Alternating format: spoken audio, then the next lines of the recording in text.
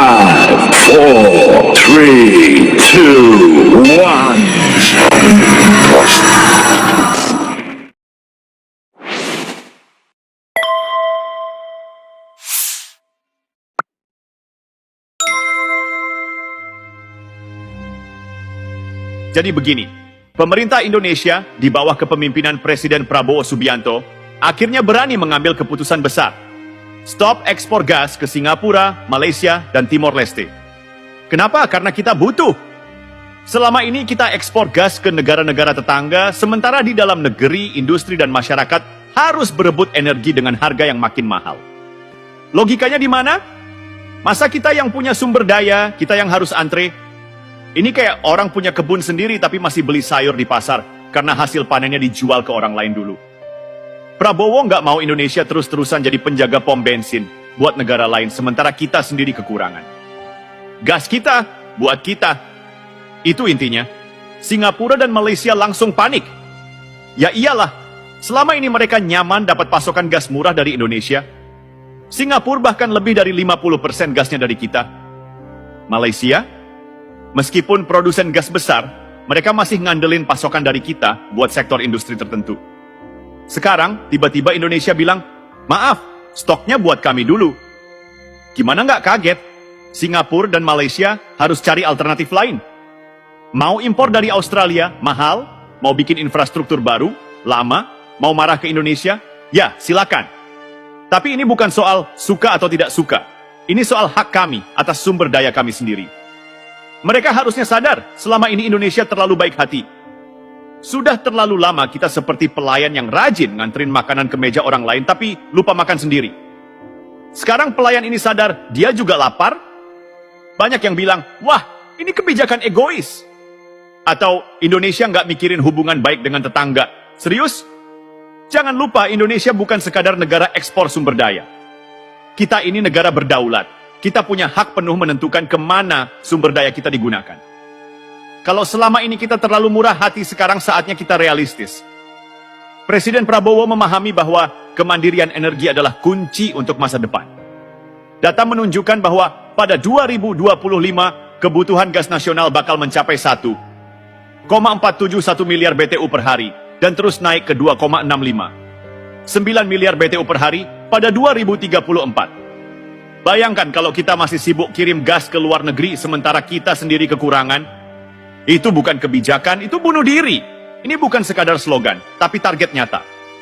71% bauran energi terbarukan dalam beberapa dekade ke depan. Jadi, jangan kira ini keputusan nekat tanpa strategi. Ini langkah strategis untuk masa depan. Sudah bisa ditebak, Singapura dan Malaysia bakal datang dengan proposal baru. Mereka pasti mau negosiasi ulang soal harga, atau mencari celah agar ekspor tetap jalan. Boleh saja bicara, tapi kali ini kita yang pegang kendali. Jangan harap harga murah seperti dulu. Jangan harap kita mengalah lagi. Kalau mereka butuh gas, mereka harus ikuti aturan main kita. Indonesia bukan lagi penjual murah yang gampang ditekan. Kalau mereka ngotot mencari alternatif lain, ya silakan. Tapi ingat, mencari pemasok gas dengan harga dan kualitas seperti Indonesia itu nggak gampang dan nggak murah. Langkah ini juga bikin peta politik energi Asia Tenggara berubah. Indonesia menunjukkan bahwa kita bukan lagi negara yang bisa ditekan atau dianggap remeh. Singapura dan Malaysia sekarang harus cari cara baru untuk memenuhi kebutuhan energi mereka. Mungkin mereka bakal makin mendekati Australia atau negara lain, tapi tetap saja Indonesia kini berdiri lebih tegak, lebih percaya diri. Di dalam negeri, kebijakan ini juga memperkuat posisi Prabowo sebagai pemimpin yang tegas dan visioner. Bukan pemimpin yang cuma main aman dan takut ambil risiko. Ini juga sinyal buat negara-negara lain. Indonesia bukan lagi negara yang cuma nurut dan mengikuti kemauan orang lain.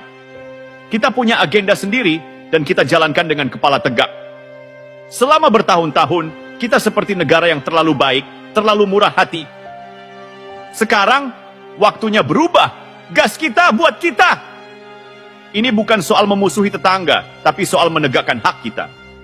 Kalau Singapura dan Malaysia selama ini nyaman karena gas murah dari kita, ya, sekarang saatnya mereka tahu rasanya berjuang sendiri. Prabowo dan pemerintahannya telah mengambil langkah besar. Bukan langkah yang populer bagi negara lain, tapi langkah yang benar untuk Indonesia. Dan satu hal yang pasti, Indonesia hari ini bukan Indonesia yang dulu. Dunia harus tahu, Indonesia bukan lagi anak bawang. Kebijakan ini bukan cuma bikin Singapura dan Malaysia kelabakan, tapi juga bikin dunia melirik. Indonesia serius nih jaga sumber dayanya. Ya, serius banget.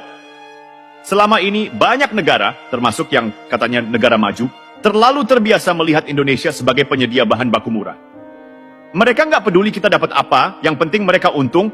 Mereka pikir Indonesia akan terus jadi lumbung energi mereka tanpa protes. Nah, sekarang skenarionya berubah. Prabowo nggak mau Indonesia terus jadi negara yang hanya mengekspor bahan mentah. Kita bukan negara tambang yang isinya cuma bahan mentah untuk dikuras, lalu mereka olah sendiri dengan keuntungan berlipat-lipat. Sudah cukup kita melihat sumber daya kita diambil murah, lalu kita beli balik dalam bentuk produk jadi dengan harga selangit. Sudah cukup kita jadi penyedia bahan bakar murah, sementara rakyat kita sendiri kesulitan. Sebentar. Jadi, kalau kita stop ekspor, hubungan diplomatik jadi rusak. Memangnya selama ini negara lain mikirin kita waktu mereka menetapkan kebijakan yang merugikan kita? Ketika Uni Eropa melarang minyak sawit Indonesia, mereka mikirin hubungan diplomatik kita? Ketika Amerika dan sekutunya mengatur harga nikel dan baja dunia supaya mereka untung, mereka peduli kita rugi?